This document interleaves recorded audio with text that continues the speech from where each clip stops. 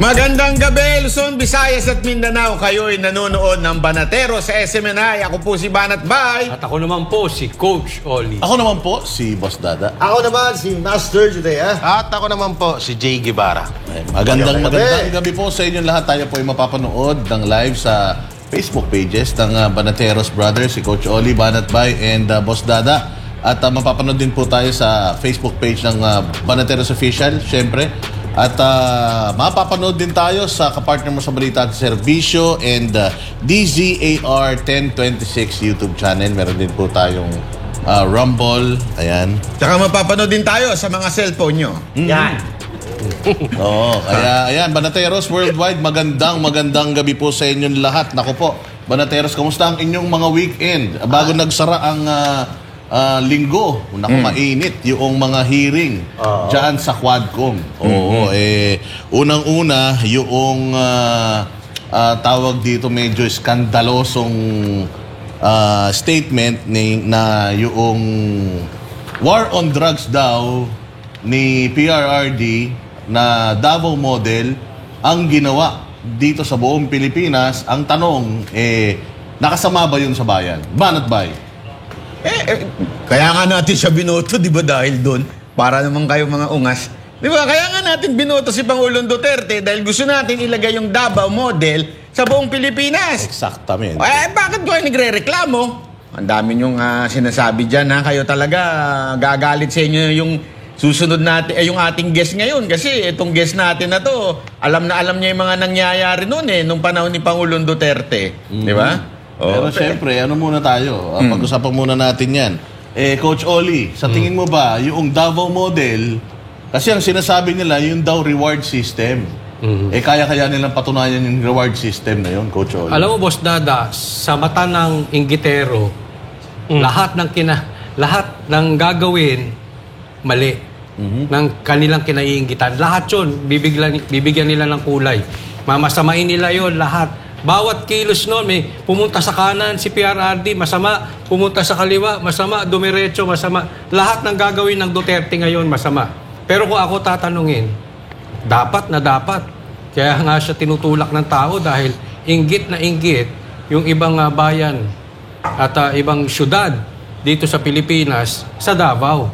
Kaya palagay ko, ang takot lang naman sa drug war, mga adik. Tama. Saka tingnan mo yung reward. Rereklamo sila, di ba, na may reward. Pero bakit nung binigyan ng reward na paghuli kay Pastor Kibuloy, tahimik sila. Hindi naman adik yung inuhuli na yun, di ba? Yun pa, inaakusa lang.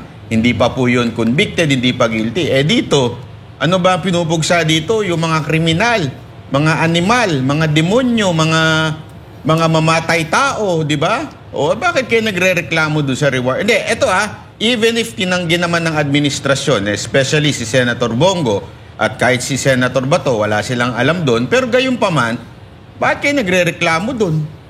Kung yun ang ikinabuti ng bayan natin Di ba? Kaya nga tayo gumanda ang ating buhay. Yung resulta, ika nga, 2016 to 2022, talagang ang drugs noon, patago. Di ba? As in, talagang tagun-tago. Ngayon, ano na? Binablog pa. Talamak na, binablog pa. Ang twist kasi, mga partner, suspect pa lang, pero parang may reward system na. So parang suspect pa lang, pag pinatay mo, may reward. Pero ayun nga, Master Judea, ang tanong, noong bang namumuno si PRD, maayos ba or naayos ba yung problema sa droga? Sa tingin mo lang bilang isang private citizen sa mga lugar ninyo? Iyon ang magandang tanong, Boss Dada, no? Ang tanong ay kung nakabuti ba yung ginawa ni President Duterte na war on drugs. Ang sasagot dyan ng taong bayan at nakikita naman natin mismo diyan sa mga ginagawang kalye survey ng mga vloggers na nagpupunta kung saan palengke, ang nagustuhan nila yung war on drugs ni PRRD. Dahil nung mga panahon na yon, kahit anong oras ka umuwi sa inyong bahay, ay hindi ka kakabahan. Kasi nga, may batas na pinatutupad tungkol sa mga adiktos. So now, yun nga tanong, di ba? Nakatulong ba sa bansa natin? Nagkaroon ba tayo ng kapayapaan sa Pilipinas? Ang sagot, oo. Dahil yun ang sinasabi ng karamihan sa ating mga kababayan. Kaya nga nagustuhan si Pangulong Duterte at hanggang ngayon, gusto nilang ibalik yung war on drugs dahil nakikita natin na dumadami na naman ang adikto sa kalsada. At ngayon eto walang biro. Marami na naman ako nakikita ngayon na nagsasalitang mag-isa sa kalsada, walang damit. So ibig sabihin, ay mayroon na namang nabibiktima, nasisiraan ng ulo dahil sa droga. Bangag lang ang galit sa drug war. Oo, simple. Tama. Jay Guevara, ano naman ang iyong komento tungkol dyan sa sinasabi ni Garma dyan sa war on drugs model ni PRD? Alam nyo, tawa nga ako dun kasi yung nilabas, yung sinabi ni Garma is may 2016, tama no? Naging presidente si PRRD June. So nangangampanya pa lang siya nung time na yon. Hindi na. Election is Mayo. Mayo, yung So eleksyon. technically, kahit manalo ka ng Mayo, mayroon yan 31 days at least na... So wala pa rin, parang napakalabo pa rin, no? Malayo sa ano. Tsaka ito, yung mapunta tayo dun sa sinisita nila yung war on drug. Ano ba pipiliin nyo? Yung panahon ngayon na yung mga drug lord pinapalaya or mga drug lord ay parang mas pinapaboran, o yung panahon ni PRRD na mga drug lord ay tinutugis or nawawala dito sa ating lipunan? Napakaganda nung panahon ni PRRD. Kasi kaysa naman ngayon, yung mga drug lord pinapalaya nga Kaya, Bayani ang mga drug lord ngayon. Oo, with- Bida sa kamera. Di ba? Sabi mo pa. ang pinakatanong pa dito, bakit yung mga sinirang buhay at pamilya ng mga drug lord na yan, hindi nyo iniimbestigahan? Bakit bakit yung kapakanan lang ng mga adik yung iniimbestigahan nyo? Paano yung sinirang buhay ng mga yan? Yung? Ba't hindi nyo imbestigahan? Tama. Tsaka ito ay nakakapagtaka lang dahil nakakatatlong hearing na itong si Garma. Una, pangalawa, iba yung sinasabi niya. Nung pangatlo, bakit biglang bumaliktad? Ano nangyari? Yun ang katanungan natin. Tsaka Diba? Master Judea, lahat ng kanyang sinasabi dito, dami niyang mga name drop. Yun. Pero lahat, puro hearsay. Wala siyang matibay na ebidensya. Sinabi daw sa kanya. Meron pa siyang binitawang medyo nakakagulat yung nangyari sa Tanawan Mayor na yung inassassinate. Meron din siyang binitawan na pangalan doon na kung ako kasi, yung mga congressman, hindi ako papayag na basta ka na nagsasalita dito nang wala kang ebidensya. Kasi galing mismo sa kanyang bibig na chismis yung mga naririnig niya. Pero pinababayaan noong mga nasa Quadcom na sabihin niya yung chismis na yun. Ayun. Kahit wala siyang ebidensya. Samantalang yung iba, Boss Dada, na nagsasabi ng totoo, ayaw nilang paniwalaan. Etong hearsay, bentang-benta sa kanila. Hindi. Iba talaga, baliktad na. Parang baliktad na ang nangyayari sa ating bansa ngayon. Makakagulat pa dyan, pinapaniwalaan. Yun na nga. At syempre, sa lahat naman ng nakakaalam tungkol sa mga kaganapan noong panahon ni PRD, meron tayong guest ngayon. Lagi nating sinasabi na ang Banateros ay nag-aantay lang tayo kung sino yung mga gustong mag-guest, marapang na mag-guest sa atin para tanungin natin ng mga sa mga tungkol sa mga importanteng issue sa bayan natin. At ngayon kasama natin via Zoom si Greco Bellica, nominee ng Bisaya Youth Party List. Magandang gabi, Sir Greco Bellica. Okay. Magandang gabi po sa 5 magigiting at matatapang ng Banateros, likod ng bayan. Magandang gabi sa inyo lahat. Yes, Banat Bay. Magandang Umpisa araw. mo. Idol ko ito actually. Idol ko rin to. Oo. Pogi na, matapang pa. Ano ko nga daw ito? Kambal ko daw ito. Yun, Parehas lang kayong balbas. Parehas lang kayo may balbas, Banat Bay, ha? Hindi, maano natin ito. Itong si paring Greco, talagang kasama na natin to. Simula pa lang ng pangangampanya kay Pangulong Duterte. Kaya talagang alam ko ang puso nitong tao nito noon pa lang, simula pa lang. Ang gandang araw, sir. Kamusta na? Kapatid, magandang araw to my friend, really good friend, personal friend, Banat Bay. And congratulations sa success ng iyong programa. Na subaybayan ko ang iyong karera at nandito ka na ngayon. Congratulations. What you're doing. I'm happy and I'm proud to be called your friend. Ay, salamat, sir. Pero umpisa natin sa iyo muna dahil nung nakaraan ay ikaw ay tumakbo ng senador, but this time you are running for or nominee ka ng isang party list, yung Bisaya Youth Party List. Actually, hindi ko alam Tama po. na Bisaya ka pala. Well, actually, yung lolo ko is from Barotoc Nuevo, Iloilo, yung father ng father ko. And then dahil sa hirap ng buhay, pumunta ng Maynila, dito ho yumaman. Tapos, kaya ang tatay ko, naging Manila boy. Subalit, nakulong ang papa ko dahil nagloko, naging gangster, naging rebelde, nakulong. So, and ended up, naging isang minister of the gospel pastor, nagbagong buhay, and then, ngayon, naging Christian statesman. So, yun na po ang kinalakihan ko. Pero may roots, bagamat lumaki, pinanganak ako sa Maynila, ang akin pong roots ay mga Bisaya. So, kabalo man ako mag-Ilonggo, kaya ito po ang Bisaya roots ko. But then, ito pong Bisaya Gyud kasi, when I was being asked to run for many positions, but then it was a party decision that I take the nomination of Bisaya Gyud after they heard my advocacy. Sinusubaybayan na napalala ako nung una pa. Tapos when the timing was assessed and yung preparation was assessed, ang partido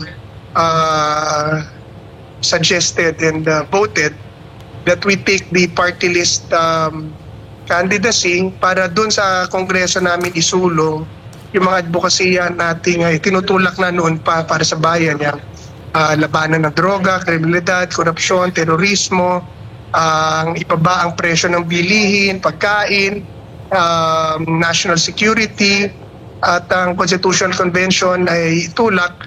So when all those aligned, in the last minute, we took the nomination. It was nominated kasi of Bisaya Youth. So now we're here to pursue our advocacies. Lalo yan, pinag-uusapan natin kina Quadcom. Maraming sumusobra sa ginagawa niyan. And in Congress, doon natin sila masasaway at makukumpronta. If God allows that we win our seat in Congress.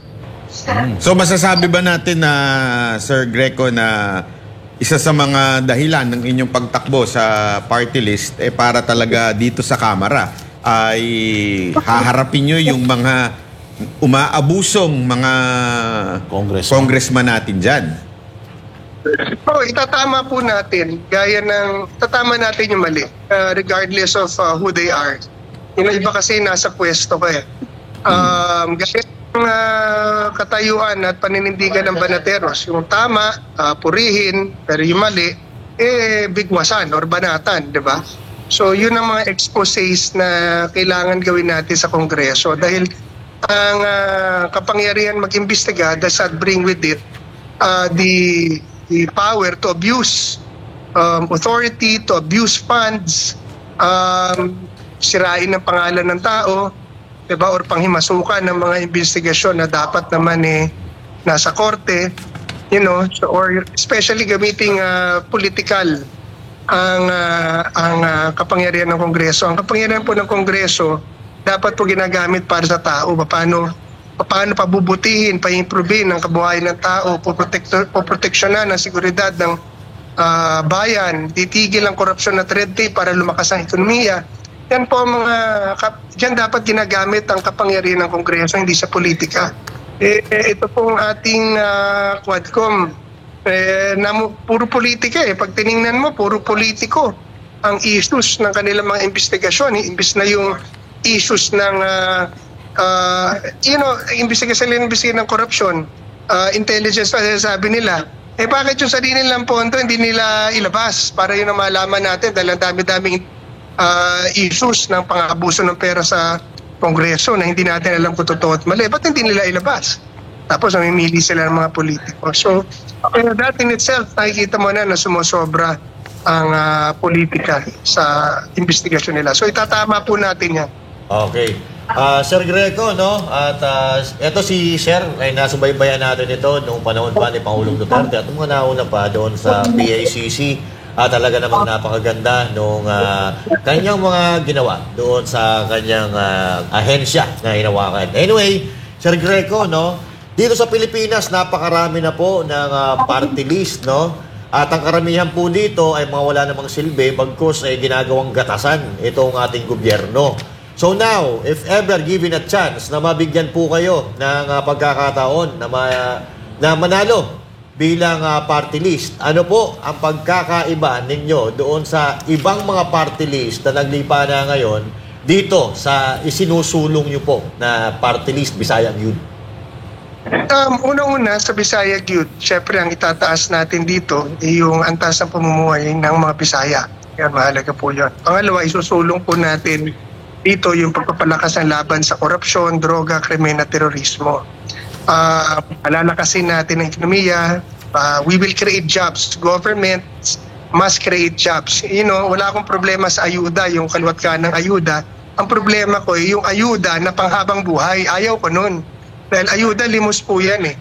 You know, paminsan-minsan lang dapat yan, so pagkailangan. Pero ang gusto ko sa gobyerno, yung gumagawa ng trabaho, nagpapalakas ang ekonomiya, nagpapasok ng mga hanap buhay, and you can only do that by stopping, exposing corruption and red tape and changing systems para dumali ang pagpasok at paghahanap buhay sa bansa. Dahil kung gusto mo ng trabaho, kailangan mo ng negosyo. Kung gusto mo ng negosyo, kaya alisin mo ang korupsyon. So yan po ang pwede nyo asahan sa Bisaya Youth. Now, when sa BG Party List, sa aking pinangungunahan, ngayon, bantay at gabay din kasi yung BG na yan. It says a lot of things. Hindi lang Bisaya Youth, bilis gobyerno din yan. So we will really be talking about anti-corruption, anti-red tape, peace and order, national security. Pero most of all, sisimulan ko na sa magkano ba talaga yung pondo ng congressman na yan at kongreso. Para malaman na nating lahat. Pag nalaman ko yan, dahil nandyan ako, papakita ko po sa inyong lahat yan. Ganito pala laki na sweldo ng mga congressman. Ito pala pumapasok na pondo dito sa opisinang to. Ang komisyon pala rito, ganito. O yan, saan nyo gustong dalhin to? Yan. Ito mga paalis natin. Para everybody stays clean. It comes out clean, di ba? Tapos, imbis na nilalagay. Kasi alam mo, yan ang problema. Dahil kaya nga pinatanggal natin ang pork barrel noong 2013, hindi ba?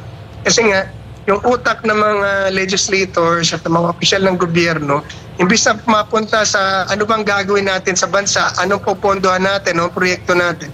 Ang iniisip na lang, anong pondo ang papasok sa opisina ko dahil doon na makukunan ko ng komisyon. So, expose natin lahat yan. Tapos sagutin natin lahat yan. And then para magkaroon ng pagbabago. Bahala na kung magkagulo-gulo kami ron. Mamili na sila ng away na gusto nila. Sutukan, barilan, debate, okay lang sa akin yun. Handa na akong mamatay. Pero ayoko lang na nagpapatuloy ng ganito ang ating kasi kawawa ang mga bata, kawawa ang ating bayan. Ulit-ulit ko na naisugal ang buhay ko. Na ito na ako ngayon. At hindi pa ako titigil para gawin yan sa mahal natin bayan. So, kaya po ako ay, kung ganyan din ang damdamin ng ating mga kababayan, dito po sa pagkakataong ito, sa party list, kahit maliit lang, party list lang po ito, ay magkakaroon tayo ng pagkakataong isulong. And let's see what will happen. Pag nandun na tayo, malalaman na natin. Alam nyo mga Banateros, isa sa mga nagustuhan ko dito kay Sir Greco noon yung pinaglaban niya yung pag-alis ng pork barrel, yung DAP, di ba? Tinawag na DAP yun eh. Naalala ko yun. Isa yun sa talagang ipinaglaban ni Sir Greco. Kung sakasakali kayo, pala rin ho ba? Kayo ho ba ay hindi gagamit yan? Kasi alam naman natin sa Kamara, marami nagsasabi niyan di ba? Yung ayaw nila, hindi sila papasok sa ganyan. Pero nung naandun na, abay, na-realize nila, malaki pala pagka sumipsip kay Tamba, malaki ang makukuhang proyekto. Kayo ho ba maasahan ng taong bayan na hindi po kayo magiging isang asong ulol din doon sa Kamara? Ako, alam mo, yan ang hindi ko kayang gawin, Banat. Dahil ako po, yung una, pastor ako. Pangalawa, anak ako ng pastor. Pangatlo, siga ang tatay ko. Pang-apat, Ayaw. Yun, nawala. Nawala. Yung reputasyon na na-build ko throughout the year. At hindi ko kaya yung kahihiyan na yon na salubungin. At yung natatakot po ako sa Diyos. Kaya hindi ko po kung gagawin. Kaya nga ang gagawin ko unang-una ilalabas ko na kaagad. O ito ang sweldo. O ito ang pondo. O ito raw ang komisyon. Ito yan. So alam na natin lahat. Come clean na tayo na bahala na silang tumanggi kung anong tanggi ang gusto nila at bahala na kung anong laban ang mangyari after that. Pero I'd rather totoo lang, I'd rather lose my life than be humiliated na magnanakaw. Di bali na sabihin, siga ako, sira ang ulo ko, mayabang yan si Greco, wag na sabihin na magnanakaw ako. Dahil yun, hindi ko talaga, ayaw ko po talaga nun. Talagang ayaw ko mapahiya. Yan ang ayaw ko sa buhay ko, ayaw ko mapahiya. Delikado yan. Kasi, alam naman natin, mga banateros, na yung unang nagsiwalat ng mga kabulastugan dyan sa Congress, matatandaan ninyo, may mga bagman pang inilalabas. Itong si Congressman Arnie Tevez, yung mga bigayan dyan, nung una niyang in-expose yan, wala na siya. Tinanggal siya kagad sa Congress. So talagang, good luck talaga. Coach Oli, meron kang idadagdag. Magandang gabi po. Nabasa ko lang dito yung galing pala sa magandang eskwelahan to si Sean Beda, si Sir. BS BS Marketing San Beda. Anyway, maraming natutuwa doon sa mga narinig na binanggit nyo kanina patungkol dahil diretsuhin na natin. Hindi man lahat kontrolado ng mga tamba yung kamera. Diba? At yung narinig nila sa'yo, napakaganda yun. Alam ko magugustuhan at sa comment section nga nagugustuhan, no? Pero kung sakali kasi maraming nangangako ganyan pag eleksyon, mangangako, tapos pag nahalal, hindi naman nagagawa. Ikaw ba ay handang mag-resign kung sakali na hindi mo matupad yung mga binabanggit mo? Ngayon pa lang, pumirmahan na tayo sa harap ng publiko. Kapag itong mga sinabi ko hindi ko ginawa, mag-resign ako kagad. Ayun. Dahil hindi ko kakayanin na tatawagin ako na sinungaling, na hindi ganyan, na magnanakaw. Hindi ganyan. So, ano lang ako anak lang ako ng pastor. Lumaki po ako, pastor na tatay ko. Nanay ko empleyado lang ng gobyerno. Nag-jeep lang kami noon. Puputulan pa kami ng kuryente. Lipat-lipat kami ng bahay. Pagkamat nakapag-aral ako ng magandang eskwelahan, pero iginapang lang po kami. And over the years, doon lang po kami umasenso. Lumaki yung ministeryo ng tatay ko. Napopromote ang nanay ko. Nakapagtrabaho kami. Doon lang po kami umasenso. So, ang puntos ko po dyan, hindi ko pinalaki na mag-angad sa pera, kayamanan, kapangyarihan. If ever, ang amin pong hinangad lang ako, ang hinangad ko lang noon, sabi ko, gusto ko rin maging siga, gaya ng tatay ko, dahil ang tatay ko siga. So, ibig sabihin yung karakter, ibig sabihin yung mapakita kung sino ka, tapang, at may pagtanggol mo ang mga inaap. Kaya yun, naging ugali ko Hindi yung pagpapayaman. So, ako kontento na po ako sa buhay ko. Simple lang ngayon, pinagpala ako ng Diyos. Ginawa pa akong ganito after over 20 years of public service. Suddenly, I became one of the youngest cabinet members of the Philippines. Ako pa nanguna ng anti-corruption campaign. The respect that I got is more than enough than wealth. Ayoko na maging mayaman, tapos ang tawag naman sa'yo, basura at saka magnanakaw. So ang puntos ko, maliit na pwesto lang po yan, congressman lang yan, baka hindi ka pa speaker. Pero I'm sure masisimulan natin ang pagbabago. Pagka mayroong nagsasalita, pag mayroong lumalaban, dahil pag tayo po nanalo, wala naman ako utang sa kanila Wala naman ako titingnan sa kanila.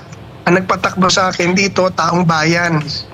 Iba ang gusto kong takbuhin noon, pero itong nagpatakbo sa akin, mga taong bayan, dahil kailangan ng lalaban sa Kongreso Diba? Dahil andun ang pang-abuso, andun, hawak nila ang pera, hawak nila ang kapangyarihan, naabuso nila lahat, minamanipula nila lahat, and nobody's talking about it. Diba? Lahat nakikisama sa kanila. Pero pag nakapasok tayo dyan, and at this point, after 2025, syempre, wala na, lame duck na si President Marcos. Syempre, yung mga politikong pulpul dyan, mag-iiba na rin ang political lining yan. Diba, kaliwat kanan na rin yung mga yan. So, ibig sabihin, magkakaroon tayo ng pagkakataon na ituwid na. O sige, tapos na kalokohan nyo, ha? O iayos naman natin ang ating bansa para naman yung mga tao ang makinabang sa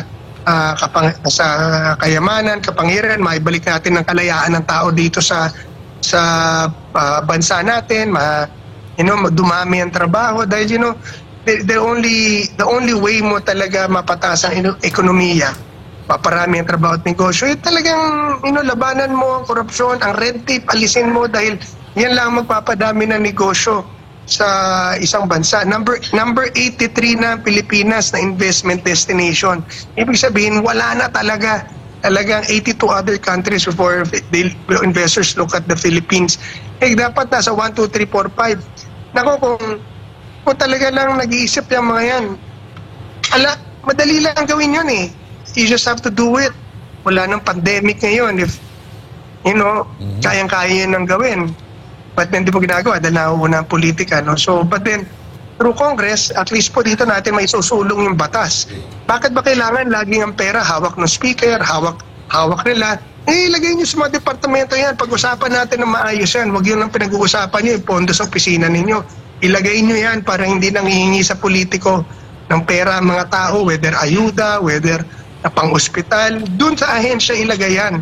Hindi sa politiko dapat nangangamuhan. Lalong-lalo na sa speaker, hindi dapat. Maganda kahit yan, sino sir. speaker. Transparency, no? At nagustuhan ko yung binanggit nyo na, kasi yung tapang pwedeng tapang-tapangan eh.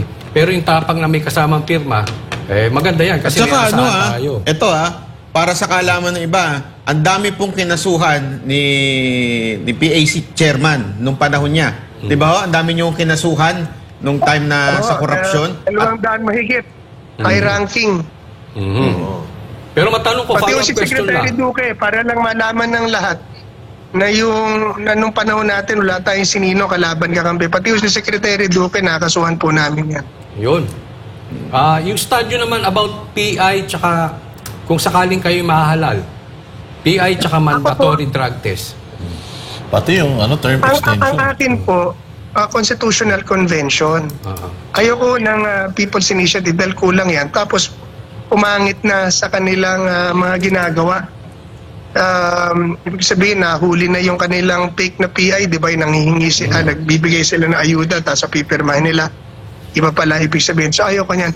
Pero we need to work and change our Constitution para lumuwag ang hindi lang ekonomiya. Una, lumuwag ang ekonomiya. Pero pangalawa, yung mga sobra-sobrang kapangyarihan ng gobyerno, ng presidente, ng kongreso na nakikita natin na abuso ngayon, maalis natin at maibalik natin sa tao. Like ko sinasabi, bakit ang ekonomiya hawak ng gobyerno? Lahat na ng negosyo rito kailangan dadaan sa gobyerno, dadaan sa politiko, kaya may monopoly eh. Bakit hindi malaya? Sa Singapore, hindi naman ganun eh. You don't talk to a government official if you want to do business. In Hong Kong, it's not that way. In Netherlands, in Switzerland, in China, well, China kasi pala, communist country, pero niluwagan na rin nila. You don't talk to government officials who want to do business. You talk to businessmen. Dito sa Pilipinas, you talk to government officials and politicians because lahat ng negosyo hawak nila. Dahil sa konstitusyon po yun. Aalisin natin yung mga kapangyarihan na yun. Dahil yung kapangyarihan na yun, dapat nasa tao. Resources, lupa, ibibalik ko natin sa tao yan. Aalisin ko ang amilyar.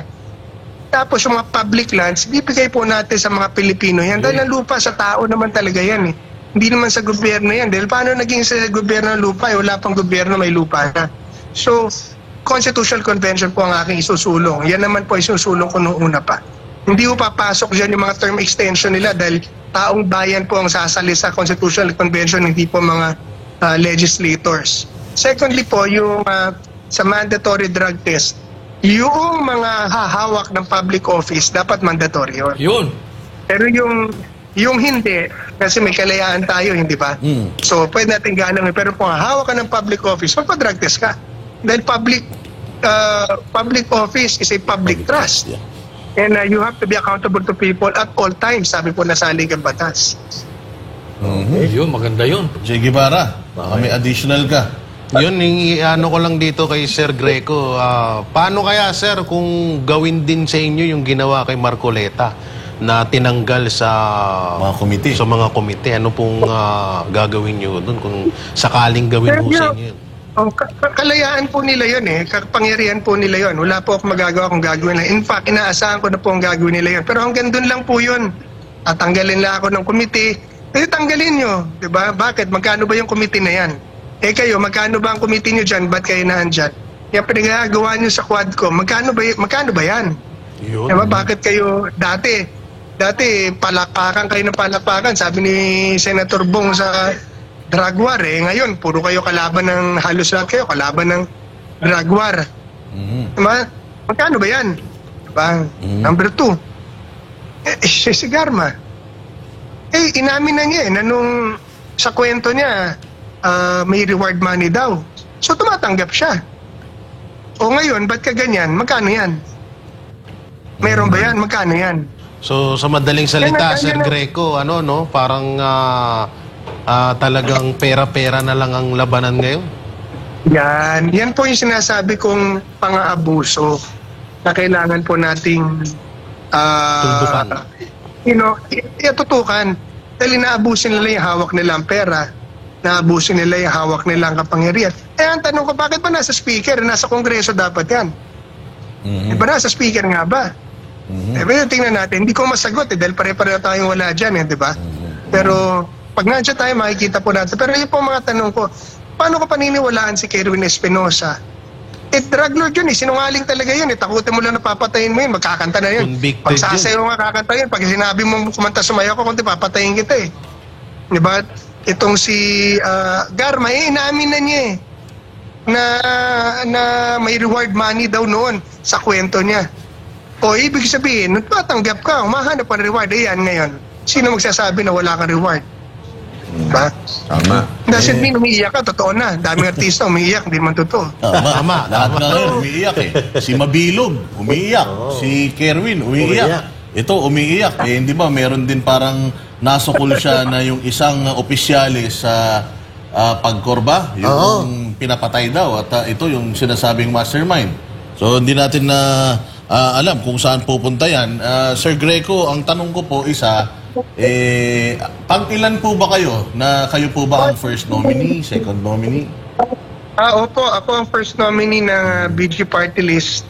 When this was offered to me, I was nominated as first nominee. Kaya ko po natanong, sir. Pasalamat din ako. Kaya ko po natanong kasi napakarami po mga party list ngayon na gumagamit ng mga sikat na muka para ikandidato yung party list pero hindi naman pala sila yung mga first nominee. Yung iba, mga third, fourth seat pa o fourth nominee pa sa kanilang mga party list. So, pambubudol kasi ang tingin ng taong bayan pagdating dyan Isang halimbawa natin yung one-rider party list na ginamit nila si Colonel Busita tapos hindi naman pala siya ang first nominee. Ganun ba? Hindi ko alam yun Basta ako, pero hindi yan ang sitwasyon natin ngayon. ako, ito talaga masasabi ko. Noong 2016 talagang nilapitan ko to si Sir Greco Talagang sinabi ko sa kanya, kami, grupo namin, ikakampanya namin siya. Ako ngayon, ito talagang diretsuhan.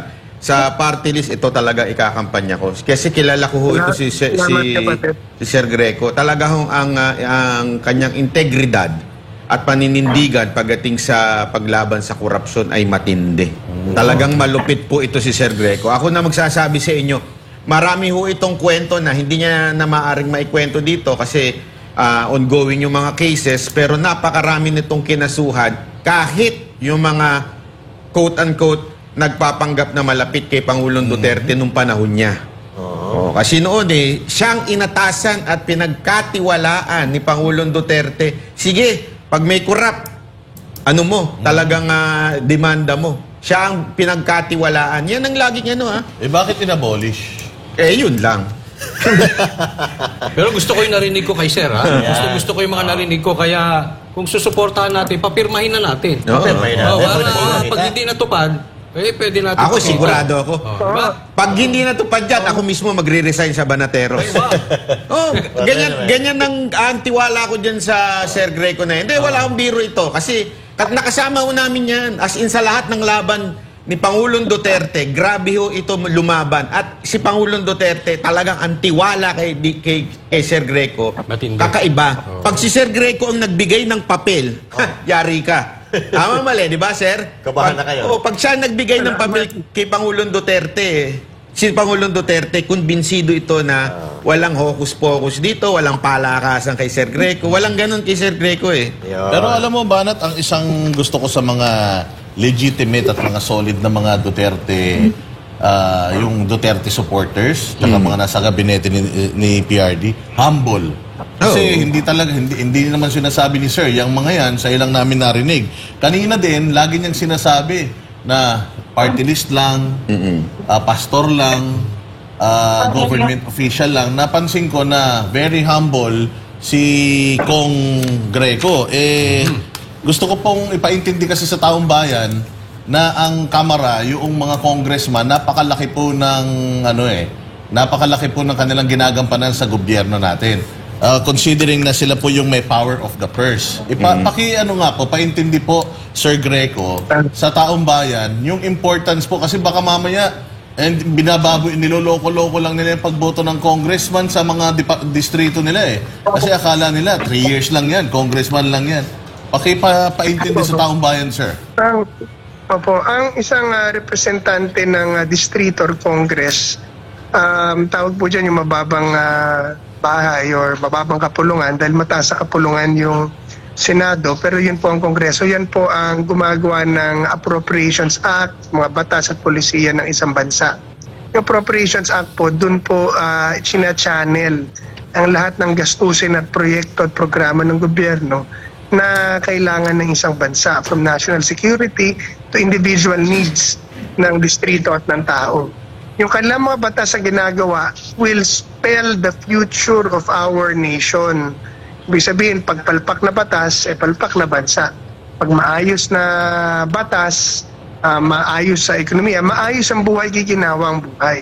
So, ganyan po kahalaga ang pwestong yan. At ang pwestong yan po, dapat na mainihalal nyo po dyan, yung mga tao na maglalagay ng mga batas at programa na kinakailangan ng tao. Like ngayon, ano kailangan ng tao? Trabaho, mababang presyo ng bilihin, security or seguridad, peace and order. Yan po ang kailangan ng tao, palakasin ng ekonomiya, yung mga batas na kailangan ng tao. So pag pumili ho kayo ng mga kandidato, isa pa, yung mga kandidatong hindi corrupt at hindi makikiisa sa mga sistemang corrupt, dahil corruption po ang nagpapahirap sa bansa. Dahil yung pera na dapat kayamanan o pag-asenso na dapat dumarating sa bansa o sa atin, pag may korupsyon, nawawala po lahat yon. So, pag bumoto kayo ng kongresista, piliin nyo yung hindi corrupt. Pangalawa, yung marunong sa pamamahala, may takot sa Diyos, may konsensya, maganda ang mga sinasabi at maganda ang mga pinatunayan. Tapos abangan po ninyo. Specific tayo. Kunyari, ngayon, ang uso ngayon, bigayan ng ayuda eh. Kailangan ng tao yan. Ang advice ko po, kunin ninyo. Pero pag kinuha nyo kay congressman nyo yan, alamin nyo din at isipin nyo din, dapat alam nyo na hindi kanila yan. Yan po ay pera ng taong bayan. Pera nyo po yan. So okay yan, kunin nyo yun. Pangalawa, wala ho kayong utang na loob sa kanila. Dahil yan, trabaho ho nila talaga. Kaya nyo sila inilagay dyan para magbigay ng mga programa na para sa inyo. At yung kapangyarihan na nagkakaroon sila ng posisyon na nakapagbigay sa inyo ay galing din sa inyo. So sila ang may utang sa inyo. Pangatlo po, ang isipin ninyo, sige lang, Congressman, alam nyo, maraming salamat sa ayuda. Pero pwede ba sa susunod, trabaho naman? Trabaho naman na ibigay nyo sa amin para umasenso kami. Bakit po hinihingi ko yung trabaho? Dahil yung trabaho ko, gobyerno lang ang may kayang gumawa niyan.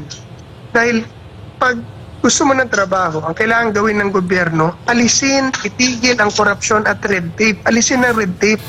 Pag inalis mo ang korupsyon, inalis mo red tape, papasok ko ang mga bilyong-bilyong dolyar ng negosyo all over the world. Pati yung mga local industries dito, mamumuhunan ulit yan. Pagka nagkaroon ng maraming negosyo, maraming trabaho. So aasenso ang Pilipino. Kaya trabaho po ang hingin nyo.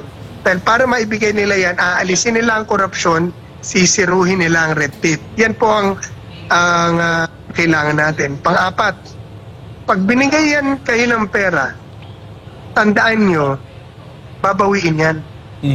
So isipin nyo, saan ang galing, saan babawiin yan? So bigyan kayo ng 5,000. Magkano kinuha mo? 1 bilyon, 2 bilyon, 10 bilyon, binigyan mo ako ng 5,000. Ay, ayaw ko niyan. Pero kukunin ko ngayon yan. Dahil kailangan ko ng pera, tsaka pera naman taong bahay yan. Pangalawa, magagalit ka pa. Pero yung boto, isipan nyo po yun. Ang boto nyo po, yung mga sinabi ko kanina, may takot sa Diyos, gumagawa na tama, ayaw sa korupsyon, at mayroong mga pinatunayan. Yun po. Sir Greco, meron po tayong tanong mula sa isa nating taga-subaybay sa YouTube. Sabi niya, pakitanong naman po kung meron po ba kayong nominee na isang contractor or may construction firm. Salamat. Wala po.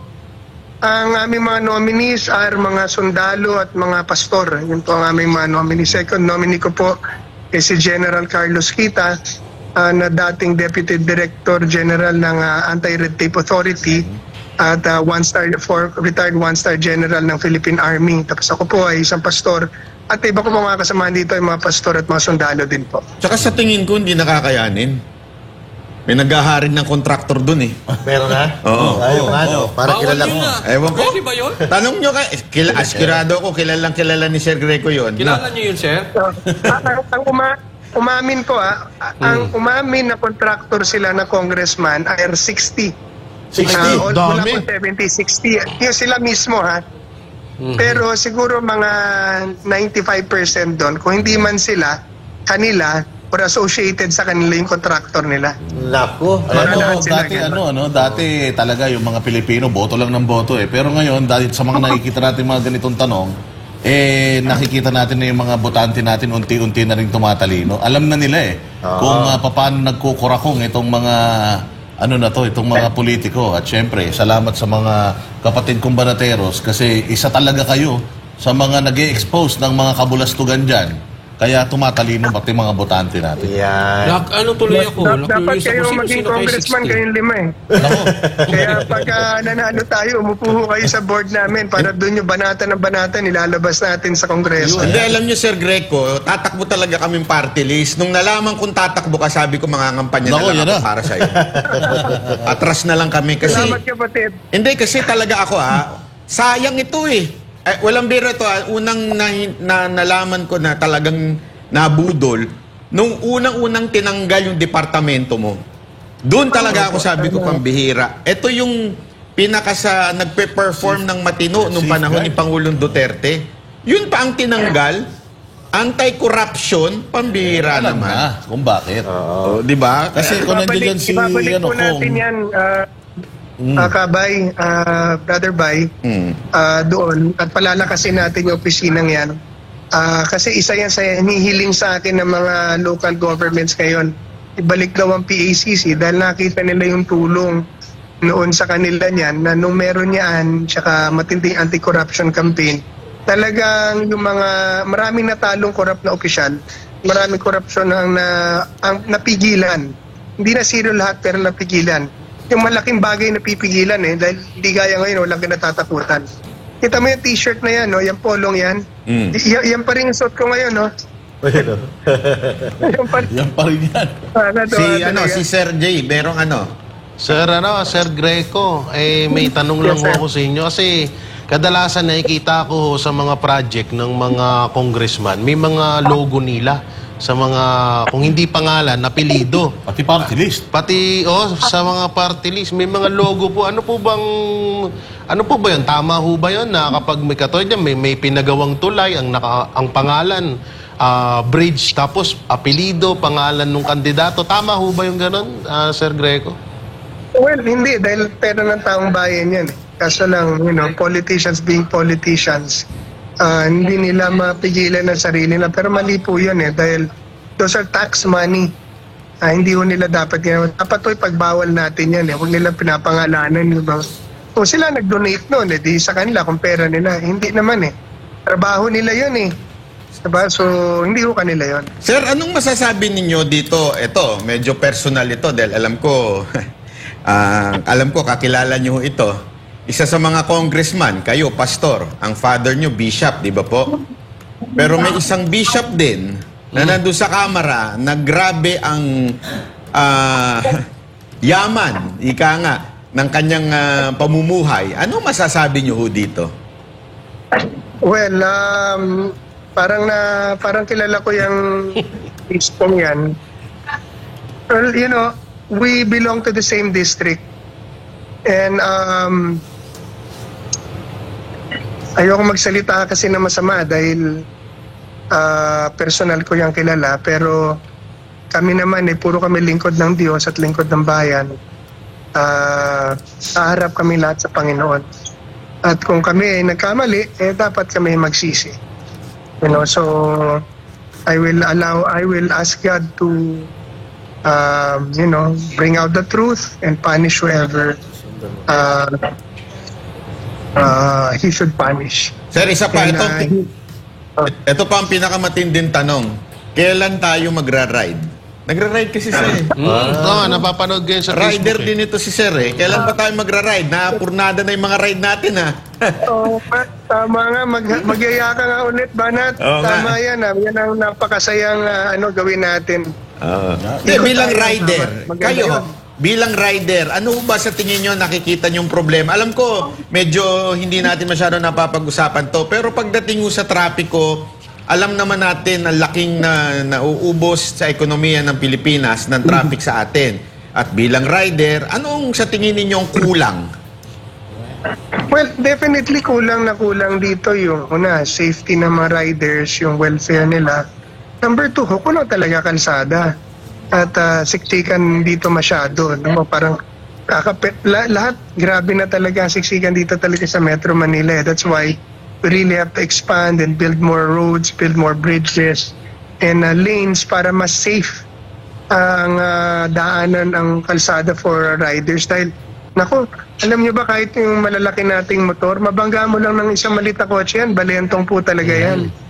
So, we need to provide roads and lanes. Hindi lang lanes pero talagang roads na magiging safe ang mag-ride. We really just have to expand the roads and build more bridges. We can do that if we can just really, stop corruption. Dahil, ito mo asar na asar nga ako doon sa distrito namin, sabi mong Bishop, binubungkal na naman yung kalsada ng ayos Ang bira, ano na naman ang ibig sabihin nito? So, masipag yung bishop na yan imbis na magbungkal lang ayos sa kalsada para gawin ulit, di gumawa lang sana tayo ng bagong kalsada, bagong tulay. Pero pagka komisyon ng pinag-uusapan, yan talaga mang yayari. So, hindi ko alam, di ba? Doon sa kamera ko, marami tayong matututunan dyan. Nakaka-excite pala itong makita natin doon si Sir Greco na, Kasi maraming mga tutulunggis na mga congressman ngayon Okay. Promise ko, Banateros, papakita ko sa inyo. Sweldo ko, pondo pumasok sa opisina ko, at magkano ang mga sinasabing komisyon ng Kongreso at saan malamang. Siyempre, kanya-kanya naman lagay yan Marami diba? yung allergic So, dyan. Marami yung allergic dyan sa pagpapakita po sa transparency ngayon. Oo. Kaya lagay ko, Facebook Live. Pero sir, ang tanong ganito, paano kung sinita kayo? Sabihan kayo ni Speaker, uy, wag mo naman ganyanin yan. Gusto mo bang i-ethics ka namin? Just in case lang, gaganunin ka, papayag ka ba na mapigilan ka, papapigil ka ba, sir? Ako alam mo, sino man nakasita sa akin, bro, kung mali, di mali, pero kung tama, di ba? Ayan. Ito naman ang totoo di ba? So, tsaka kung congressman ako karapatan ko to kalayaan ko to, sahod ko to, opisina ko to Correct. Hindi gawin niyo yung gusto niyo sa opisina niyo, doon tayo magdebate sa doon tayo magdebate sa, say that in public, tell me that in public, Yun. tell me in public that I'm wrong. Ayun. So anyway, sir. Ang sabi ho sa saligang batas, a public office is a public trust. All government officials and employees must at all times hold themselves accountable to the people. They must live modest lives. Yan po sinabi sa kanila, pinaraphrase ko na. O yan, by coming up clean, kaya dapat nagkakaproblema tayo sa Quadcom dahil yung mga nag-iimbestiga, sila yung dapat imbestigahan Turo sila ng daliri, confidential funds, corrupt ka. Sila mismo ang dami nagtuturo sa kanila na nangungumisyon ka, di ba? Ang laki ng perang binigay sa inyo. Ngayon, kung totoo yun or hindi natin alam. Wala naman nag-iimbestiga sa kanila Sino ba makapag-imbestiga sa kanila? Sila rin lang. Pero it's common knowledge, di ba? Hindi ko sinasabing totoo yun. Pero sinasabi ko, these are questions lingering in everybody's mind. Tayo, hanggang dito lang tayo, hanggang duda. Pero pag congressman tayo, di ba, alam natin ang totoo. O di sabihin nyo na lang na hindi totoo sinasabi ko. Pag mali ako, di titigil ako. Pero pag tama ako, di tigil nyo. Yun. Anyway, sir, napakaganda po ng inyong mga sinabi at yung mga katangian ninyo, yun po ang kinakailangan natin sa mga oras na ito dito na naglilingkod dito sa ating bayan, At kanina po naikwento nyo, napagkwentuhan natin na marami pong mga kongresista ang kontraktor ng gobyerno. Alam naman po natin na pag may kumokontra sa majority ng Kamara ngayon, ay talagang pinagtutulungan po nila. So ngayon, diretsong tanong, handa na po ba kayo na banggain ang mga buhaya sa Kongreso? Oo, kapatid. Handa na tayo dyan. Pero, kailangan manalo muna tayo. Yun. Yan ang unang problema. Pag after nating manalo, ayan ang haharapin natin. Iyon. Oo. Maganda. Sige. Meron ba kayong tanong? Maraming salamat po. Sir Greco, final na lang po, message po ninyo sa mga botante natin ngayong darating na 2025 elections. Unang-una, salamat Banateros, especially to my good friend Ambay sa inyong suporta. Ang haba nitong oras na binigay niyo sa akin, salamat ng marami. Hindi ko ito makakalimutan at asahan ninyo na yung ating mga pinag-usapan dito atin pong itutuloy gagawin hanggang sa tayo mamatay. Or may pasa natin ang ating mga adikain na ito sa ating mga anak. Sa ating pong mga kababayan, kung kayo po ay sawa na sa droga, sawa na sa korupsyon, sawa na sa takot, ito po ang pagkakataon natin sa 2025, baguhin ang lahat ng yan. Lahat ng pagsasawa nyo na yan ay tapusin na natin sa paglalagay ng mga tamang kandidato sa gobyerno, mula ho senador hanggang mga konsehal. Ako po bilang inyong nominee at representative ng BG Party List, asahan po ninyo na kung ano ang tama, yun po ang aking gagawin. At bubuksan ko po ang aking sarili sa inyo. Ayan na sila Banat at ang Banateros. Bubuksan ko ang aking sarili sa inyong mga suwestyon, rekomendasyon, sa inyong mga gusto. Bato nyo po sa akin ngayon pa lang kung ano mga issues ninyo, ayaw nyo sa gobyerno at ano po ang gusto ninyo kung tayo ay mananalo. At yan po ay ating isusulong, kasabay na ng ating mga isusulong na panukala. Asahan niyo po ng BG Party List ang magiging bantay at inyong gabay sa pamahalaan. Babantayan natin ang korupsyon, ang red tape, aalisin natin ang mga illegal droga, mga sindikato dyan, aalisin natin yan dyan. At i-expose natin ang mga karumal-dumal na korupsyon po dyan. At magiging bilang, naman po, lingkod ng Diyos, ay magiging gabay naman po tayo sa pamahalaan sa tamang gawain at ng mga panukala at masistema na nasa sa ayon sa banal na kasulatan para magbigay ng kaunlaran at kapayapaan sa ating bansa. At ang mga alisin ho natin yung mga pang-abuso na ginagawa ng gobyerno. Isusulong natin ng Constitutional Convention para yung kapangyarihan ng gobyerno mang-abuso sa mga kalayaan natin ng tao, ng individual at sa ating mga ari-arian, buhay at kalayaan ay mawala sa kanila at maibalik natin sa tao. So sa tulong po ng Diyos at sa alalay ng Diyos at ang grasya ng Diyos, ito po ay ating pagsusumikapan. At I am holding myself accountable and open to you. So maraming salamat po. Ako po si Greco Belica, ang first nominee ng BG Party List. Thank Maraming you. salamat po, Greco Belica, nominee ng BG, Bisaya Youth Party List. Magandang gabi po. Salamat. Thank you. Ayun. Salamat mga kapatid. Ayan. Nahiya akong tanongin, tatanong ko sana kung magpapa-only rice din siya. Gusto ngayon sa party list. Oo, ibang klase. Well, ayun Pero na. ano talaga yan, ako, sabi ko sa inyo, I'm willing to put my name pagdating kay Greco Belica. Wala akong masabi dyan. Talagang, ano ko yan, saludo ko dyan. Hindi yan bumitaw kay Pangulong Duterte. Kasi na ano yan na nakasama namin lahat ng binatikos yan, ha?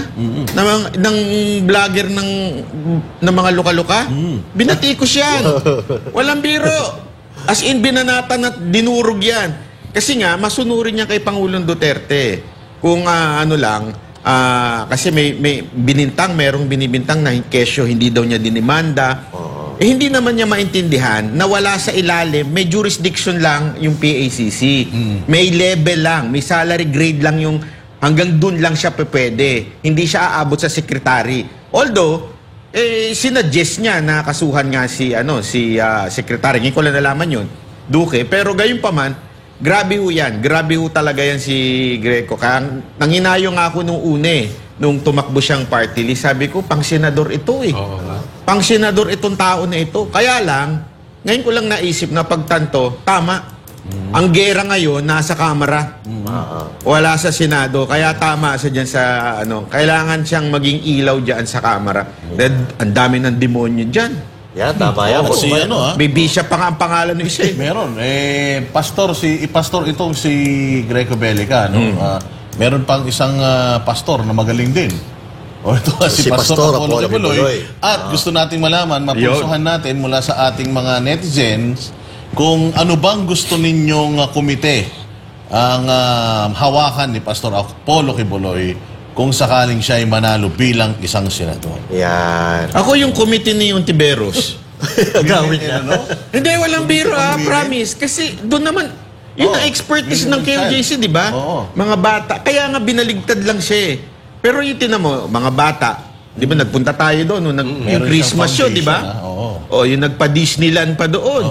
Na, alam nyo ba yun? May sariling Disneyland ng KOJC. Pagka ayan. Yan talaga ho ang binaligtad lang ho nila talaga si Pastor Kibuloy. Pero kaya nga sabi ko, yun ang dapat talagang panghawakan ho ni Pastor kung sakasakali na committee. Maganda yun, ha? Pero ako gusto ko siguro yung corruption. Kung ano man yung komite na nakatutok sa mga corruption. Yan. Yun ang gusto ko. Kasi zero corruption ang Kingdom of Jesus Christ. At syempre, pagka zero corruption, yun yung gusto nating magkaroon dyan sa Congress and sa Senate. Syempre, sino ba naman ang may ayaw? Noong lahat ng pera mo mula huling sentimo na pakikinabangan mo bilang isang taxpayer, di ba? Isa yan. At saka, ito pa, ang gusto ko mapuntahan or mailagay si Pastor Apollo Kibuloy doon sa may kinalaman sa nation building at yung pagsusugpo sa mga rebelde. Dahil yun ay nasimulan na niya. Ayan, maganda rin yan. Magpapatuloy na lang, di ba? Magpapatuloy na lang. Ikaw, Coach Oli. Banggitin ko lang yung binanggit kanina ni Banat Bay na tungkol sa... Yun yung panahon na naiiyak ako Kasi nakita ko talaga yung malasakit niya sa mga bata. No, pero kung komite ang pag-uusapan, gusto ko yung komite ni Bato, ni Senator Bato. Kasi alam ko, diretso magtanong to si Pastor Kibuloy. Pero above all else, doon sa mga komite, ako itutulak ko sana na maging Senate President sana ito.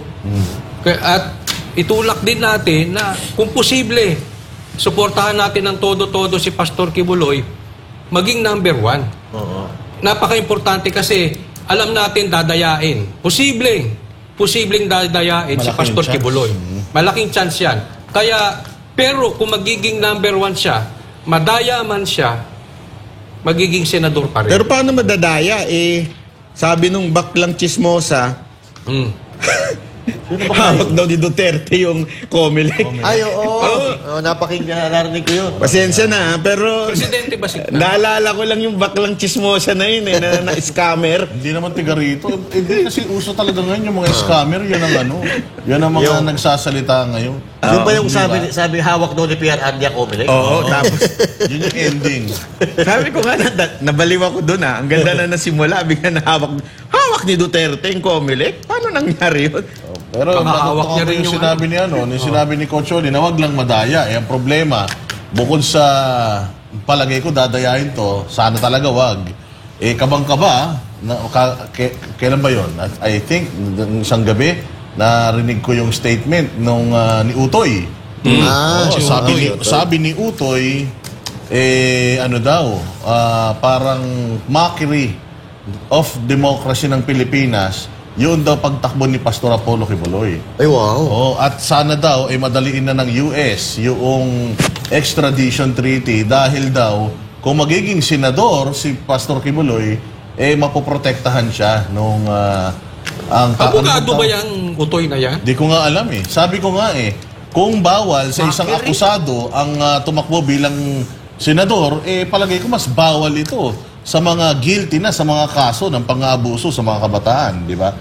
So gusto lang natin maging fair, lalong-lalo na kayo dyan sa DOJ, gusto namin maging patas po kayo. Grabe yun, Oo. Mantakin mo yung akusado, sinabi nilang hindi pwede, pero yung convicted child abuser. child abuser, wala silang komento. Walang sinasabi. But anyway, basahin muna natin to. May komento dito. King's Place Cafe. Hello, Banateros. Can you greet us here? Buong resto staff ng King's Place Cafe ay nanonood po ngayon live sa Banateros live here in Sao Paulo, Brazil. Go, go, go! Kailangan gumagay ng ganyang kapakasya sa Brazil Ayan. At ayun madugtungan ko lang yung sinabi ni Banat Bay kanina, at ni Boss Dada. May mga ilan ako nababasa dyan na ba't namin iboboto si Pastor, may kaso.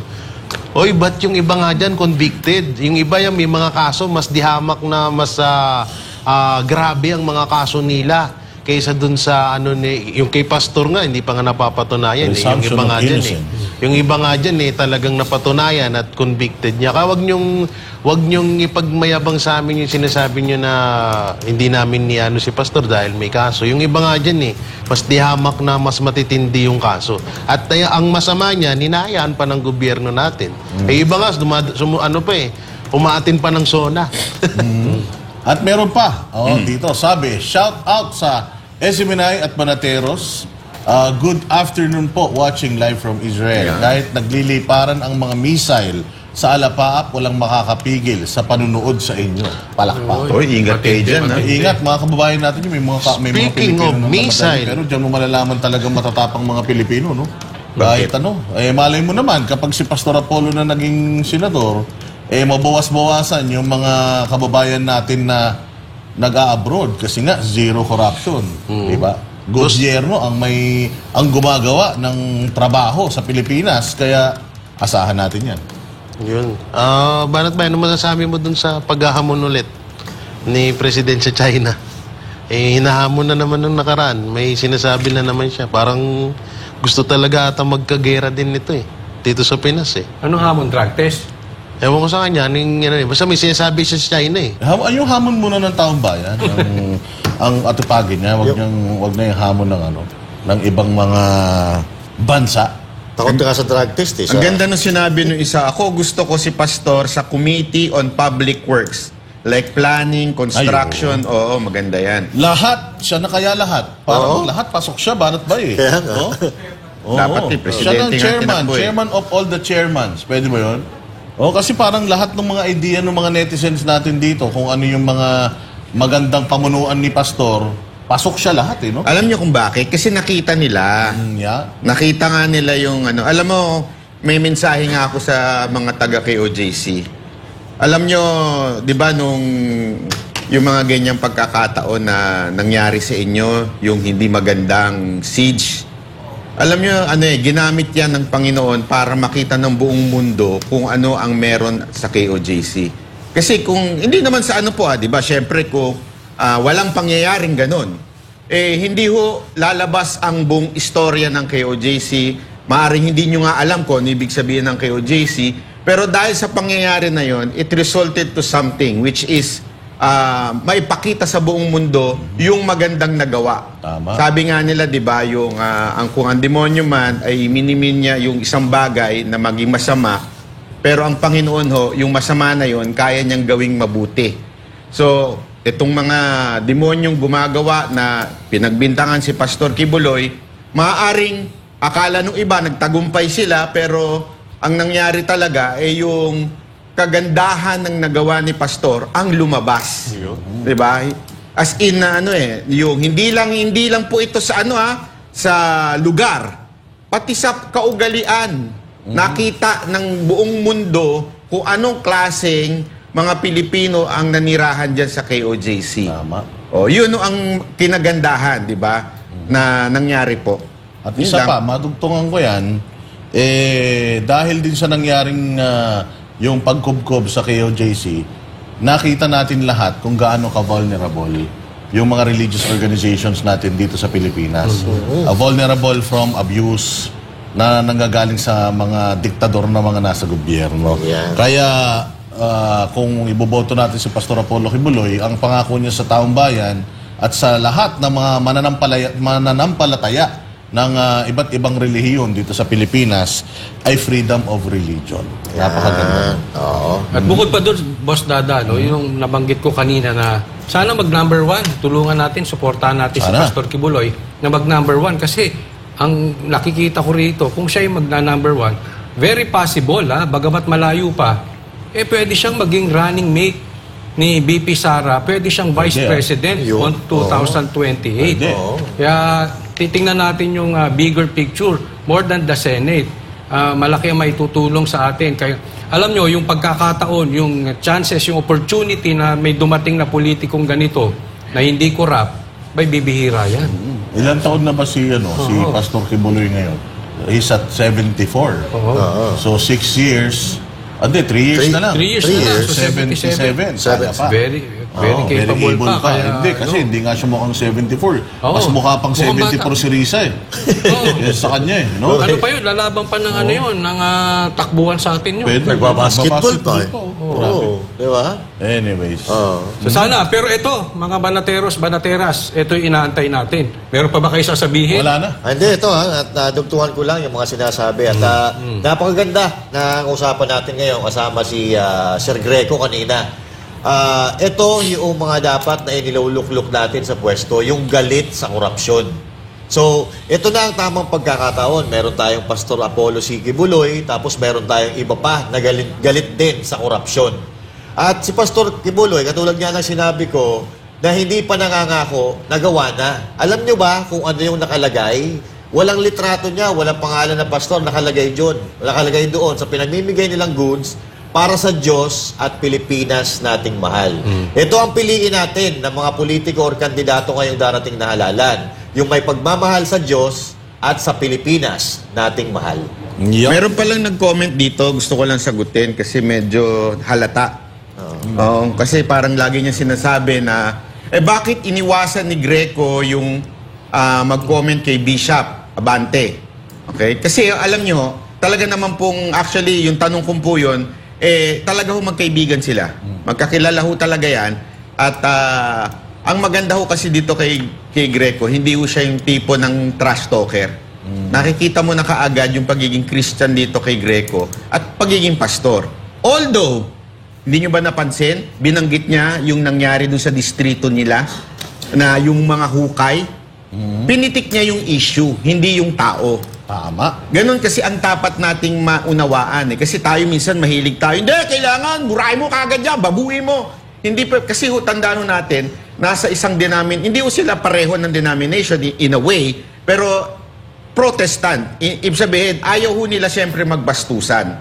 Hindi naman po ganon si Greco. Matuwid si Greco, may prinsipyo, may integridad, pero hindi bastos. At pero, pinansin niya yung mali. Ano yun? yung sinasabi niyang hindi pa sira, hinuhukay na. Sa distrito nila yon. Ano distrito yun? Distrito ni Abante yun. So yun yung dapat nating unawain. Minsan kasi, alam nyo, yung ano natin, yung damdamin natin, gusto kagad natin murahin. Ayan mo na si Jay at saka si Boss Dada magmura. Kaya wag nyo naman ipahamak si Greco na magmura. Pastor po yun eh. Yun. Di ba? Yun lang. Tsaka ano pa bang kailangan sabihin ni Sir Greco? Alam naman na natin kung ano siya. Tama! Diba? Galing mo talaga. Tayo, no, yun, sa kay Pastor naman. Alam niyo, isa sa pinakamagandang halimbawa, si Pastor sa mga politiko. Dahil yung kadalasan yung mga politiko ho ngayon, at yung mga tumatakbo, uupo muna sila bago tumulong. Si Pastor, nakatulong na at Yeah. napakarami ng proyekto na nagawa Bago umupo. Diba? Ayun yung pinakamaganda. Husay talaga. At good news, Oh, Monday to Friday na Banatero. Ayan. Confirm na. kumpirmado. This week na yung mag-i-start. At Monday good to news, Friday. malaya na. Kung malaya At good news. lang ako, ipagsisigawan kong mahal kita. At bago tayo magtapos, Yun. para naman sa ating Christmas countdown. Yon. Ayan, 72 days na lang mga kabanateros at Pasko na. Ayan, 72 days. Malapit na Ano yung magastos regalo sa si akin Banat ni, ano? Bay. Ni MJ Mondial. Yun. So, sige, huling ano? Okay na ako? Okay ka na? Ikaw? Okay na. Okay na. Oo. Okay na kayo? Yung pamasko na lang namin sa'yo, malapit na. Tayo dyan. Bukas, andito si Banat Bay. Bigay mo na yung surprise natin. Bukas abangan nyo si Attorney Jimmy Bondo. Isa pang talagang loyal sa ating Pangulong Duterte. Mukhang magkakakantahan. Live yun, live. Live yun, live. Baka naman sabihin nila, puro na lang mga Duterte yung ginigest natin, ha? O Hindi. pwede po, kahit sino. Trillanes, halika. Kung Si sino po Ontiveros, yung mga eh, gusto yan. magbigay Gusto ng mo, Mark? matapang na tatanggap ng mga Si Abante. lahat. Ganun lang po kayo, kontakin nyo lang po ang SMNI at tayo po ay mag-usap-usap. Diwata! Kahit sino. Okay, so yun po. Bago tayo magtapos, basahin ko lang Genesis 50 verse 20. As for you, you meant evil against me. But God meant it for good, to bring it about to many people should be kept alive as they are today. Yan po ang tinangkang gawin kay Pastor Kibuloy. Ang gawan siya ng hindi maganda at ipalabas ang lahat ng kasamaan kuno, pero God meant it for good. Kaya nakikita ng taong bayan ngayon kung gaano ang ginawa ni Pastor Kibuloy sa entire KOJC. So, tuloy-tuloy lang natin ipaglaban. Kita-kita po tayo ulit mga banateros dito lang sa SMNI. Pag tama, palakpakan. Pag mali, banatan. Ako po si Banat Bay. At ako naman po, si Coach Oli. At ako naman po si Boss Dada. Ako naman si Master Judea. At ako naman po, si Jay Guevara. Para Sa Diyos at Pilipinas nating mahal.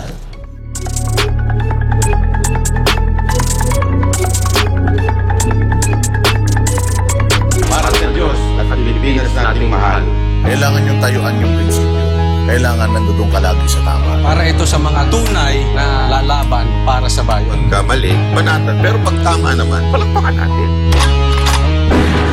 Yan ang Banatero, walang inuurungan. Pag tama palakpakan, pag mali ay babanat. Yan ang Banateros, boses ng ordinaryong Pilipino. Banateros ay walang makakaawan. Yan ang Banateros, walang inuurungan. Pag tama palakpakan, pag mali ay babanatan. Yan ang Banateros, boses ng ordinaryong Pilipino. Banateros ay walang makakaawan.